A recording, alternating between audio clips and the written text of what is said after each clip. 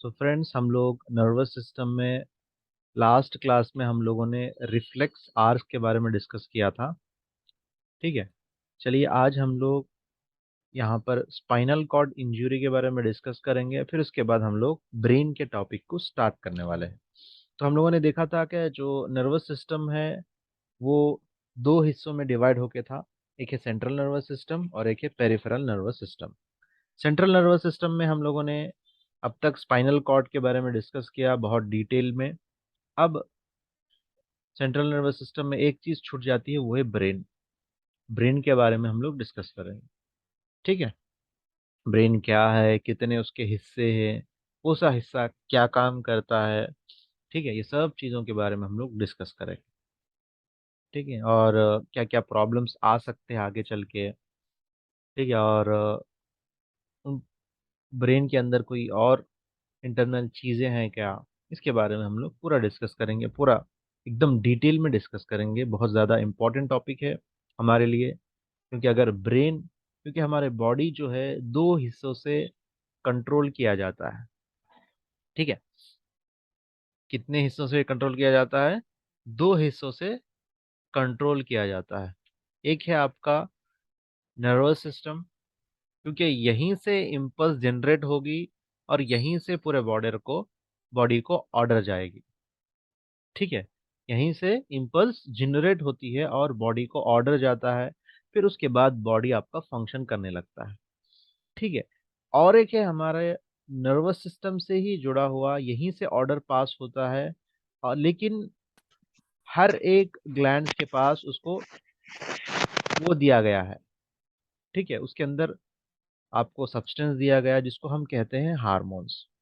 ठीक है, बॉडी जो है हमारी हार्मोन से भी कंट्रोल होती है, क्योंकि आप देखिए जब ये हार्मोन रिलीज होता है जब भी बॉडी का कोई फंक्शन पूरा होता है। जैसा कि आप मान लीजिए थायराइड है, थायराइड हार्मोन्स रिलीज होते हैं T3 T4, जो मेटाबॉलिज्म के लिए बहुत ज़्यादा ज़रूरी है। इसी तरह आपके पैंक्रियास है, पैंक्रियास के अल्फा बीटा सेल्स जो है आपकी क्या करेंगे, इंसुलिन को रिलीज करेंगे। इंसुलिन को जब रिलीज करेंगे जब भी आपका मेटाबॉलिज्म होगा, कार्बोहाइड्रेट सेल के अंदर जाएंगे। जब सेल के अंदर कार्बोहाइड्रेट जाएगा, सेल रेस्पिरेशन होगा, कार्बन डाइऑक्साइड निकलेगा, ऑक्सीजन मिलेगा, फिर वहां पे एटीपी बनेगा, जब भी वहां पे एनर्जी प्रोड्यूस होगा। ठीक है, यानी नर्वस सिस्टम ऑर्डर तो दे सकता है, लेकिन काम कराने के लिए आपको हार्मोन्स की जरूरत पड़ती है। तो अब हम नर्वस सिस्टम के बारे में डिस्कस कर रहे हैं, जिसमें एक हिस्सा हम लोगों ने डिस्कस किया वो है स्पाइनल कॉर्ड। तो स्पाइनल कॉर्ड से ही ऑर्डर्स आपको मिलते हैं विया ब्रेन से। ब्रेन के थ्रू आपको स्पाइनल कॉर्ड्स में आपको इंफॉर्मेशन पास होता है।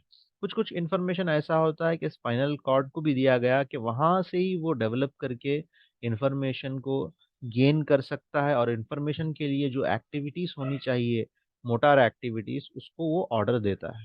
ठीक है, अब मान लीजिए अगर स्पाइनल कॉर्ड इंजरी हो गई, तो ऐसे मौके पे क्या क्या हो सकते हैं, क्या करना चाहिए, यहाँ पे डिस्कस दिया गया।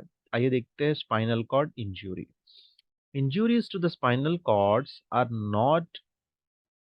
most often caused by auto accidents, falls, and gunshot wounds. The most serious injuries, transaction or severing of the spinal cord. यहाँ पर इंजरी दी है बहुत सारे कारण से हो सकती है। कोई है छत के ऊपर से गिर गया है, मतलब ऊपर से। ठीक है, हिस्ट्री ऑफ फॉल हो सकता है, या फिर इंजरी हो सकती है, या फिर किसी ने कोई मार सकता है। ठीक है, तो ये तरह तरह के कारण हो सकते हैं जिससे हम बहुत सारे केसेस देखते हैं जिसमें स्पाइनल कॉर्ड इंजरी होता है, जिसकी वजह से क्या हो सकता है। If for example the spinal cord is severed at the level of 8th thoracic segment, there will be paralyzed and loss of sensation before that level। अब स्पाइनल कॉर्ड देखिए, यहाँ से ऐसा एक कॉर्ड है, तो अब यहाँ से सर्वाइकल से C1 से C8 तक नर्व्स निकलते हैं आपको, फिर T1 से T12 तक, फिर L1 से L5 तक, फिर S से फिर कॉक्स की। यहाँ पे जाके एंड हो जाता है। अगर इंजुरी ये लेवल में हो गई, यहाँ पे आपका T1 यानी थोरैसिक रीजन का स्पाइनल कॉर्ड आपका क्या हो रहा है, शुरू हो रहा है। तो ऐसे मौके पे अगर क्या होगा, तो यहाँ तक तो अच्छा है, लेकिन यहाँ से सिग्नल ब्रेक हो गया, इस वजह से यहाँ से पूरा पैरालिसिस हो जाता है।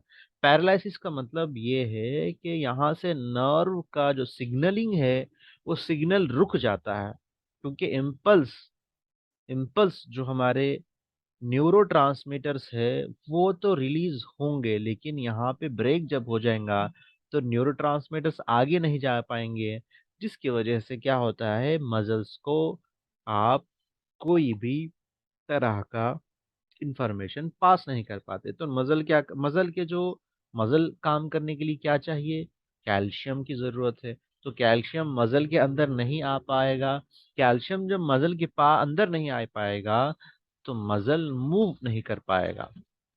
ठीक है, तो ये सब चीजें देखने को मिलते हैं, तो इसी को क्या कहेंगे हम, पैरालिसिस। अब इसमें देखिए, पैरालिसिस सेंसरी भी हो सकता है, मोटार भी हो सकता है। सेंसरी और मोटार है तो ये बहुत डेंजर है, यानी इसका यानी दोनों नर्व्स डैमेज है उसके, सेंसरी नर्व्स और मोटर नर्व्स। सिर्फ सेंसरी डैमेज, सिर्फ मोटर डैमेज है, अक्सर तो मोटर डैमेज होते हैं, सेंसरी अच्छे होते हैं। सेंसरी यानी जो नर्व ऑर्गन से स्पाइनल कॉर्ड की तरफ जाता है, तो ये सेंसरी है, जिसके बारे में हम लोगों ने डिटेल में डिस्कस किया था। ठीक है, another consequence is spinal shock. The least, at least temporary loss of spinal cord reflexes. In this example, the spinal cord reflexes of the lower trunk and legs will not occur. The stretch reflex and flexor reflexes of the legs will be at least temporarily abolished, as well the urination and defecation reflexes. Although these reflexes do not depend directly on the brain, spinal cord neurons depend on impulse from the brain to enhance their own ability to generate impulse. लेकिन बाज लोगों को क्या होता है कि उनका पूरा न्यूरॉन नर्व डैमेज नहीं हो पाता, बल्कि क्या डैमेज होता है, वो देखते हैं कि इम्पल्सेस नहीं आते। ठीक है, वो लोग स्ट्रेच नहीं कर पाते। जिससे पहले हमने देखा था कि नी रिफ्लेक्सेस, यहाँ पे जब हम एक टेंडन को मारते हैं तो यहाँ पे क्या होता है, आपका फ्लेक्सर होता है पाम, जिसके बारे में हम लोगों ने डिस्कस किया था। यहाँ पे देखिए, ये फ्लेक्सॉन, यहाँ पे स्टिमुलस दिया हम लोगों ने, बाइसेप्स फेमोरिस मसल को। ठीक है, तो इसके बारे में हम लोगों ने कंप्लीट डिटेल डिस्कस किया था, आप उस वीडियो में चेक कर सकते हैं, लास्ट वीडियो में। ठीक है, तो ये रिफ्लेक्सेस क्या हो जाते हैं, बंद हो जाते हैं। यूरिनेशन के रिफ्लेक्सेस, मोशन पास करने के रिफ्लेक्सेस, ये सब चीजें क्या हो जाते हैं, बंद हो जाते हैं। लेकिन इसके लिए जरूरी नहीं है कि ब्रेन से ही आपको पूरा कंप्लीट इंफॉर्मेशन आए। अगर इसको इम्पल्स भी आ गया तो ये क्या अपने ओन फंक्शन को ये कर पाता है। ठीक है, as spinal cord neurons below the injury recovers that ability to generate impulse, these reflexes such as patellar reflexes often return. Urination and defecation reflexes may also be re-established, but the person will not have an awareness of the need to urinate or defecate, nor will voluntary control of these reflexes be possible, because inhibiting these impulses from the brain can no longer reach the lower segment of the spinal cord. तो यहाँ पे क्या होता है, देखिए, impulses brain से तो आते हैं, लेकिन हमारे पास यूरिनेशन के लिए और डेफिसिशिएशन, यानी हमारे मोशन पास करने के लिए जो एबिलिटी है, वो एबिलिटी हमारे कंट्रोल में है। जब हमारे ब्रेन से सिग्नल आगे आएगा कि अब आपको मोशन जाना है या यूरिनेशन जाना है, तो आप क्या करेंगे, मोशन को लिए जाएंगे या फिर यूरिनेशन के लिए जाएंगे। लेकिन यहाँ पे जब स्पाइनल कॉर्ड की इंजरी हो जाती है तो आपके मसल्स आपकी कंट्रोल में नहीं होंगे, यानी यूरिन आपका बगैर इरादे के निकल जाएगा, बगैर आपके सोचे समझे निकल जाएगा, मोशन भी इसी तरह पास होगा। तो यही वजह है, इसकी वजह क्या है, जो नर्व्स इम्पल्स लेके आ रहे हैं वो तो अच्छे हैं, लेकिन जो वॉलंटरी कंट्रोल्ड है वो कंट्रोल आपके पास नहीं है, इसी वजह से आपको यूरिनेशन और मोशन पास हो जा रहा है। खासकर अपन हम लोग देखते हैं ब्रेन इंजरी पेशेंट्स के, नर्व और स्पाइनल कॉर्ड इंजरी पेशेंट्स, ठीक है, potentially less serious injuries and those in which the spinal cord is crushed rather than severed. And treatment is aimed at preserving whatever function remains, minimizing inflammation and stimulating the production of nerve growth factors are aspects of such treatment. Perhaps the most challenging research is the attempt to stimulate several spinal cord to regenerate. Partial success has been achieved in rats and mice with squam cells transplanted from their peripheral nerves and nerve growth factors produced by genetically engineered cells. The use of stem cells has also been successful in rats. The researchers caution, however, that it will take some time before their produce will be tested on the people. तो यहाँ पे देखिए injury जो spinal cord की हो जाती है तो इसका ट्रीटमेंट का मकसद होता है कि और इंजरी ना हो पाए। ठीक है, और इंजरी ना हो पाए और स्पाइनल कॉर्ड इंजरी ना हो और पेशेंट को आगे और प्रॉब्लम्स ना बढ़े। ठीक है, और इन्फ्लेमेशन ना हो, यहाँ पे कोई सूजन ना आए, यहाँ पे जख्म ना हो।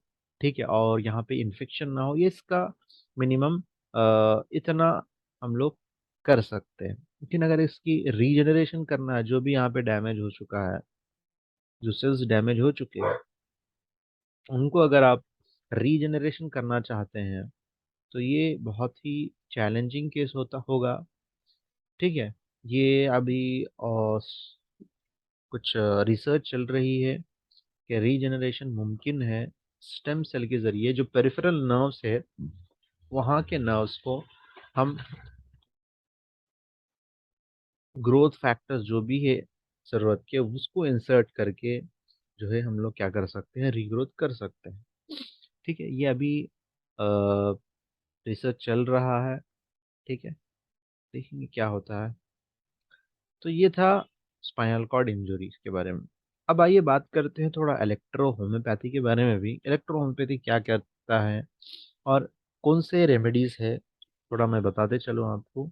इलेक्ट्रो होम्योपैथी में नर्वस सिस्टम पे काम करने के लिए आपके पास चार बेहतरीन रेमेडीज है। F1, F2, WE, RE। ठीक है, ये बहुत अच्छी रेमेडीज है आपको पेन के लिए और पेरिफेरल नर्व्स के लिए। CNS और स्पाइनल कॉर्ड पे आप डायरेक्ट F1 काम करेगा, F2 आपको पेरिफेरल नर्व्स पे काम करेगा, WE न्यूट्रलाइज करने के लिए इम्पल्स, अगर जैसा पार्किंसन डिसीज है, ट्रमर्स है, इसमें WE का ज़्यादा इस्तेमाल कर सकते हैं हम। या फिर स्पाइनल कॉर्ड की जो इंजरी है उस इंजरी को बचाने के लिए और स्टिमुलेशन करने के लिए और रीग्रोथ करने के लिए आपके पास RE है। RE का डायरेक्ट अप्लाई कर सकते हैं आप अकॉर्डिंग टू द कंडीशन। ठीक है, इसी के साथ साथ S1 भी है। S1 भी आपको मेटाबॉलिज्म के लिए बहुत ज़्यादा मदद करती है। ठीक है, तो ये सब मेडिसिन हैं जो आपके डायरेक्ट CNS पर काम करते हैं, जिसके बारे में हम लोग डिटेल आगे डिस्कस करेंगे। तो आइए अब बात करते हैं हम लोग ब्रेन के बारे में। तो बहुत बड़ा ऑर्गन है बॉडी का जो अपने कंट्रोल में रखता है हर एक चीज़। और ब्रेन ही तो ऐसा ऑर्गन है जिसके बाद मानना हर ऑर्गन के लिए ज़रूरी है। ठीक है, तो ब्रेन कंट्रोल कर सकता है, ब्रेन ऑर्डर दे सकता है, ब्रेन आपके फंक्शंस को चेंज कर सकता है और ब्रेन डिसाइड कर सकता है कि कब कौन सा फंक्शन करना है। ठीक है, तो ये ब्रेन के पर अथॉरिटी है। ये पूरा ऑर्गन्स का क्या है, हेड है, चीफ है, मैकेनिज्म करने वाला है। ठीक, everything is controlled by brain. तो इस ब्रेन ब्रेन में ऐसी कौन सी चीज है जो हर चीज को कंट्रोल करती है? तो ये तो आज तक के स्टडीज, कंप्लीट स्टडीज नहीं बता सके कि ऐसी कौन सी चीज है जो ब्रेन के अंदर इतनी पावर है। ठीक है, ब्रेन आप लैक्स ऑफ कंप्यूटर्स को एक जगह रखे और ब्रेन को उसके सामने रखे तो लैक्स ऑफ कंप्यूटर्स आपके कम पड़ जाएंगे। इसके अंदर मेमोरी है। ठीक है, इसके अंदर प्रोसेसिंग करने वाली चीजें हैं। ठीक है, इसके अंदर आप डिसाइडिंग करने वाली कैपेसिटी है, इसके अंदर इमोशंस है। ब्रेन के अंदर आप ये कह सकते हैं कि कंट्रोलिंग पावर भी है। ठीक है, ये दूसरे लिविंग ऑर्गेनिजम्स को कंट्रोल कर सकता है। ठीक है, इसके अंदर स्किल्स सीखने की क्षमता है। ठीक है, क्या चीजें नहीं है ब्रेन के अंदर? ठीक है। तो ब्रेन के बारे में बात करेंगे हम लोग अब। The brain consist of many parts that function as an integrated whole. The major parts are medulla, pons and midbrain, collectively called the brain system. तो यहाँ पे उसने क्या कहा, फंक्शन इज इंटीग्रेटेड होल, यानी ऐसी कोई चीज नहीं है जो ब्रेन नहीं कर सकता। ठीक है। तो होल इंटीग्रेटेड, जमा हुआ पूंजी इसके पास है। ठीक है। ऐसा कह सकते हैं हम लोग।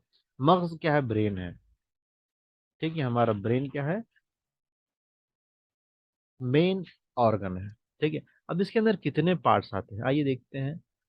थोड़ा थोड़ा करके हम लोग इमेज में देखेंगे हम लोग ब्रेन के बारे में।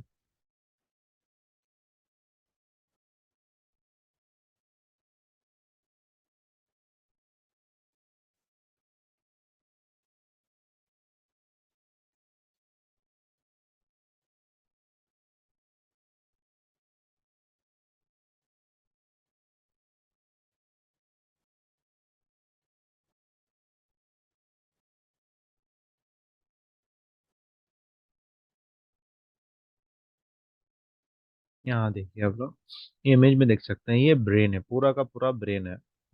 ठीक है। ब्रेन में आपको तीन हिस्से मिल सकते हैं। ये है सेरिब्रम। ये क्या है, सेरिब्रम, येलोइश कलर। ये ब्लू कलर का जो दिख रहा है आपको, ये क्या है, सेरिबेल्लम। ये सेरिब्रम है, ये सेरिबेल्लम है, ये ब्रेन स्टेम है। ठीक है। सेरिब्रम, सेरिबेल्लम और ब्रेन स्टेम, ये तीनों को मिलाकर क्या कहेंगे हम लोग, ब्रेन कहेंगे। फिर अलग अलग इसमें डिवाइड डिवीजन होंगे। फिर हम देखेंगे सबको डिवीजन करके एक एक चीज। ये तीन नाम तो समझ में आ गया ना, तो इन सबको मिलाकर हम क्या कहेंगे, ब्रेन कहेंगे। फिर इसमें सेरिबेल्लम, हाइपोथैलेमस, थैलामस, सेरिब्रम, ठीक है, ये सब चीजें हम लोग को देखने के मिलता है। चलिए आगे देखते हैं और चीजें। ये तो ब्रेन के बारे में आप लोग समझ गए। ठीक है, फिर मैं बताता हूँ ब्रेन के पूरे पार्ट्स।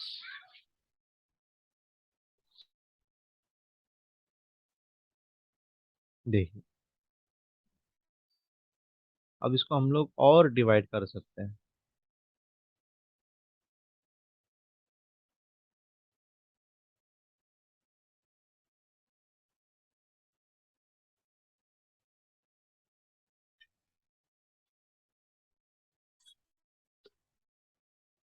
ठीक है। तो ये देखिए हमारा सेरिब्रम, सेरिब्रम, सेरिबेलम, ये क्या हो गया, ब्रेन स्टेम। ब्रेन स्टेम में आपको देखने को मिलेगा, ये मिड ब्रेन है। यह क्या क्या कहलाएगा, मिड ब्रेन। ये है पॉन्स, ये मेडुला ऑब्लोंगेटा। ब्रेन स्टेम में तीन हिस्से हैं। क्या है, मिड ब्रेन। देखिए आपको ये जो दिख रहा हाफ कट सेक्शन है, यानी ब्रेन, अब ये समझिए ब्रेन है।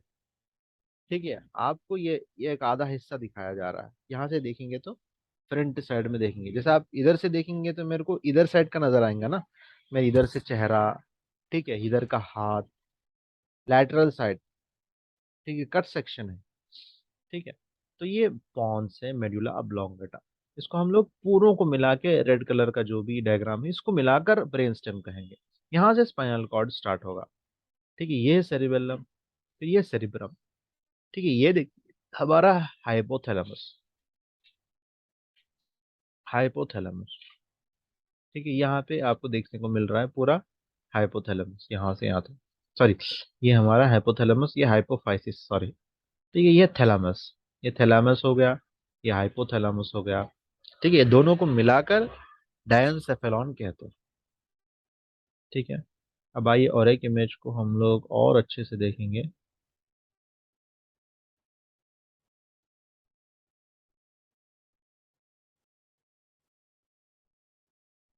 देखिए यहाँ पे पॉन्स देखने को मिला।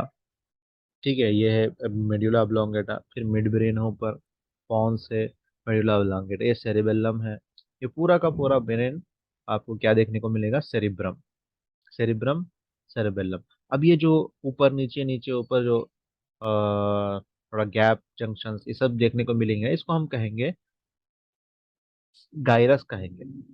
क्या कहेंगे, सल्कस गायरस कहेंगे। ये जो निचला दबे हुआ हिस्सा, इसको गायरस कहेंगे। एकदम ये जो लाइनिंग दिख रही है उसको हम सल्कस कहेंगे। ठीक है, ये जो लाइनिंग, ये ये लाइन का ऐसी लाइन है, अंदर स्पेस दिख रहा है। ठीक है, इसको हम सल्कस, स्पेस नहीं है बल्कि अटैचमेंट है, ये देखिए आप गायरस, ये अंदर दबाव के जैसा। ठीक है, ये है गायरस, ये सेरेबेलम। ठीक है, अब अदर पार्ट्स और डीप में जाएंगे थोड़ा हम लोग। अगर लोब्स के हिसाब से देखेंगे, जैसा कि हम लोग स्कल को देखे, हम लोगों ने देखा था ये फ्रंटल लोब है, ये पैराइटल लोब है, टेम्पोरल लोब है, ये ऑसिपिटल लोब।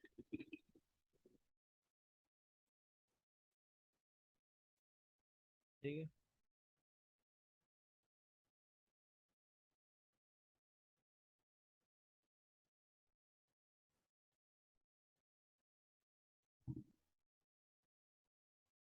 चलिए आगे बढ़ते हैं अब। ठीक है, मगर एक बात याद रखना है, सब एक दूसरे से क्या कनेक्टेड है। ठीक है, पूरा जालियों का गुच्छा है, मतलब पूरा आप देखेंगे तो अंदर क्या है, एक नर्व एक दूसरे से कनेक्टेड है। चलिए पहला ये देखिए यहाँ पे, और ये इसमें आप देख सकते हैं और क्लियरली, ये है ब्रेन स्टेम, इसमें मिड ब्रेन दिखेगा आपको, पॉन्स, मेड्यूला, ये सेरेबेलम, ये सेरेब्रम। ठीक है, ये फ्रंटल लोब हो गया हमारा। ये क्या कहलाएगा, फ्रंटल लोब। ये पूरा का पूरा पैराइटल लोब, ये है ऑसिपिटल लोब। ठीक है, अब इसमें क्या क्या है वो अब सेकेंडरी हम देखेंगे। ये हिस्सा कहलाएगा कॉर्पस कॉलोसम, ये पूरा का पूरा कॉर्पस कैलोसम। ठीक है, अब यहाँ पे आप देखेंगे थैलामस, देखिए यहाँ पे थैलामस है, ये थैलामस है। ठीक है, ये देखिए आप हाइपोथैलामस है। यहाँ देखिए आप पिट्यूटरी ग्लैंड है, ये पिट्यूटरी ग्लैंड है। ठीक है, अब ये मिड ब्रेन है आपका। ठीक है, अब इतना याद रखना जरूरी है आपको, इतना तो कंपलसरी है। और एक्स्ट्रा इसमें दिया गया है वेंट्रिकल्स, वेंट्रिकल्स के बारे में जब बात अब आएगी बात, मैं आगे डिसाइड बताऊंगा आपको वेंट्रिकल्स क्या है क्या नहीं। तो ये आपको समझ में आ गई बात। ये सेरेब्रम, सेरिबेलम, ये आपका स्पाइनल कॉर्ड, जिसमें यहाँ पर है मिड ब्रेन, यहाँ पर है पॉन्स, यहाँ पे है मेडुला ऑब्लोंगेटा, इसके नीचे स्पाइनल कॉर्ड। तो इतना याद करना जरूरी है, ये है आपका डायग्राम। ठीक है, हम लोग एक बार देखेंगे फिर से,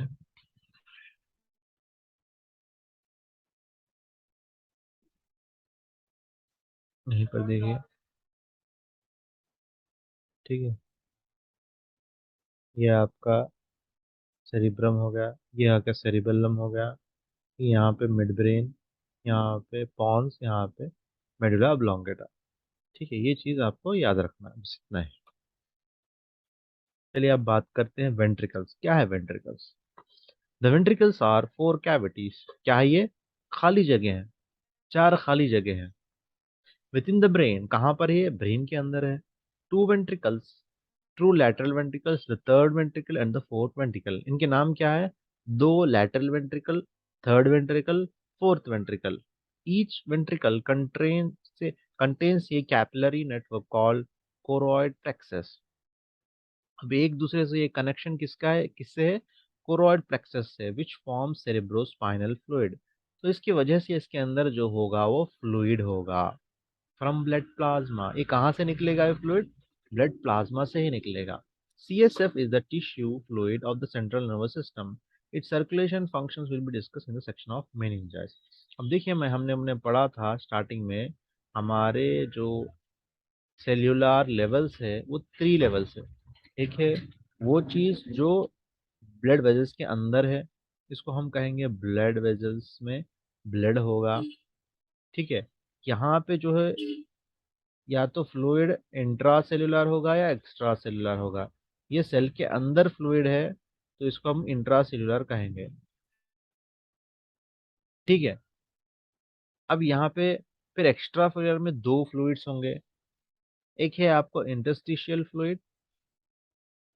ठीक है, अब इसमें इंटरस्टिशियल फ्लूइड वो फ्लूइड है जो सेल और सेल के दरमियान है, सेल के बाहर जो होगा वो ब्लड वेजल्स में होगा। ठीक है, तो ये सब चीजें हम, अब ये जो फ्लूइड सेल के बाहर है, ब्रेन के लिए क्या होगा, ब्रेन को ब्रेन के वेट को मेंटेन करने के लिए आपको यहाँ पे सीएसएफ दिया गया, और ब्रेन को every time they need glucose. 8 minutes तक अगर उसको ग्लूकोज नहीं मिला, ऑक्सीजन नहीं मिला, तो ब्रेन क्या हो सकता है? ब्रेन डेथ हो सकता है। 8 minutes. Okay, so 7 to 8 minutes is the minimum requirement time of brain to need the oxygen as well as glucose. So there's the reason we have cerebrospinal fluid, and as well as it protects the brain. Okay, it have antibodies, बहुत सारी चीजें आगे discuss करेंगे, लेकिन हम लोग यहाँ पे पहले वेंट्रिकल्स देखेंगे। देखिए यहाँ पे अगर ब्रेन को हम, ये पेन है और से देखिए, ठीक है, ये पेन है, ब्रेन भी इसी तरह रखा हुआ है ऐसा। अगर मैं इधर से कट सेक्शन कर रहा हूँ पोस्टीरियर व्यू से, सैजिटल व्यू से, तो इसको क्या कहेंगे हम लोग? इस तरह नजर आएगा। तो ये है वेंट्रिकल्स, देखिए ये खाली जगह है, ये वेंट्रिकल्स है, लेटरल वेंट्रिकल्स है, ये देखिए थर्ड वेंट्रिकल है। ठीक है, ये देखने को मिलेगा। आइए देखते हैं, और देखिए यहाँ पे ब्रेन ऐसा दिखता है, लेकिन इसको ऐसा कट करके यहाँ पे बताया गया। अब साइड से कट करा तो इस तरह दिखेगा। ये वेंट्रिकल्स है, लेटरल वेंट्रिकल्स, थर्ड वेंट्रिकल, अब ये फोर्थ वेंट्रिकल। यहाँ से फ्लूइड ऐसा नीचे जाएगा। ठीक है, ये सर्कुलेशन होते रहेगा। ठीक, आइए देखते हैं हम वेंट्रिकल्स को।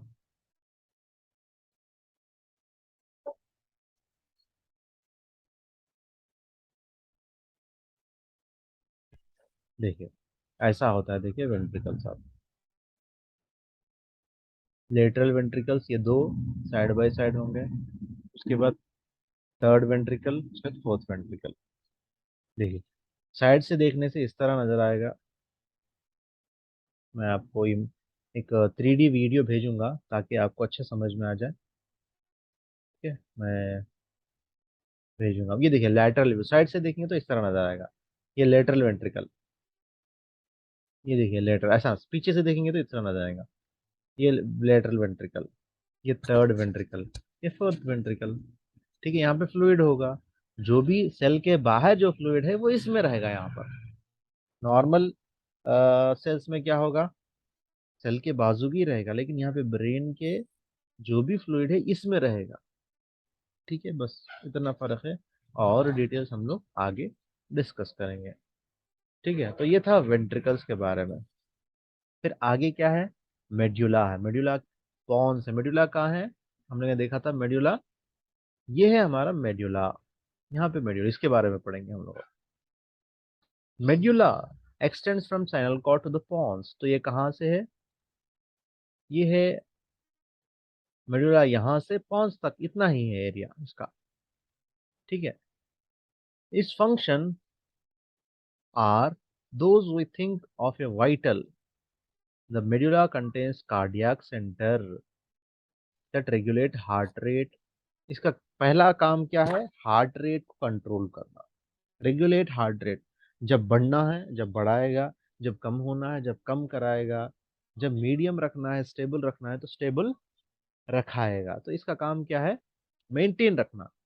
Vasomotor centre that regulate the diameter of the blood vessels, यानी जो ब्लड वेजल्स है उसी के ऊपर हार्ट रेट डिपेंड होता है।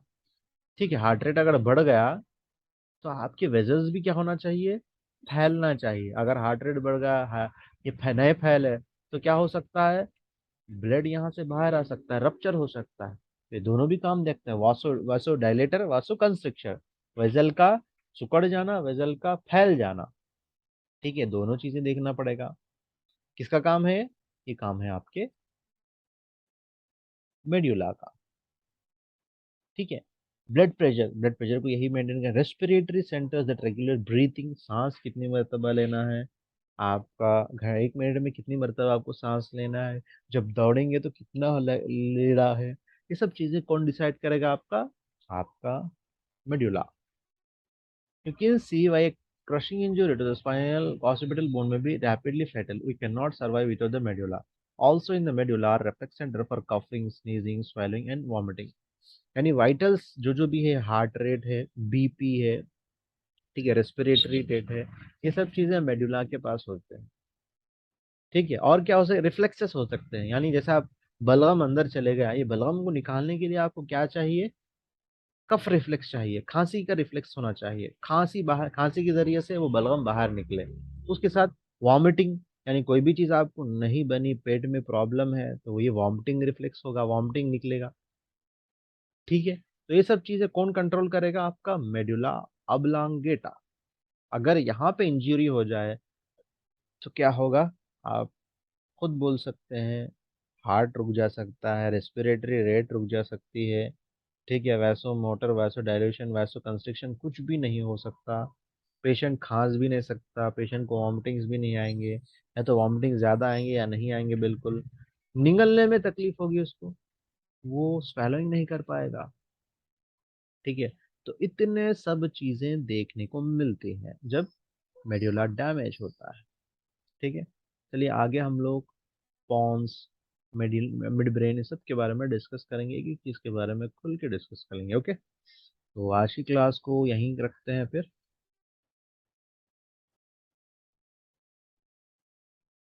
कुछ डाउट हो तो पूछ सकते हैं।